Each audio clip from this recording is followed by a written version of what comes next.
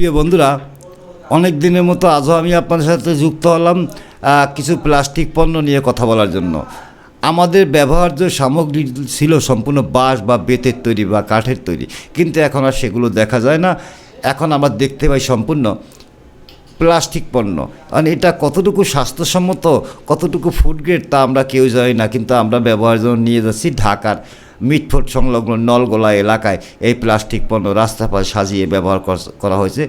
সে jug mug বালতি বদনা ঝুড়ি সব কিছুই, অথচ আগে এ জাতীয় পণ্য ছিল না বললেই চলে। তবে অনেক ফেলে দেওয়া পণ্যগুলোকে আবার রিসাইকেল করে তৈরি করা হয় এই পণ্যগুলো। তবে সঠিক গুণগত মানে প্লাস্টিকের পণ্য তেমন দেখতে পাওয়া যায় না। এখন সম্পূর্ণ বাজে ফেলে দেওয়া পণ্য দিয়ে তৈরি করা হয়। খুব সাবধানে কেনাকাটা করবেন, এগুলো স্বাস্থ্যসম্মত নয়ই, এগুলো রোগ ব্যাধি সরণের কারণ হতে পারে। তা থেকে আমরা সাবধান থাকি, আমরা সঠিক পণ্য কিনি এবং আমাদের সেই পুরানো বেত বাঁশের তৈরি পণ্য ব্যবহার করতে অভ্যস্ত হই। তাহলে কুটির শিল্প গড়ে তুলি, তাহলে আমাদের এই শিল্পটা বাঁচবে এবং আমাদের অনেক কর্মসংস্থান হবে।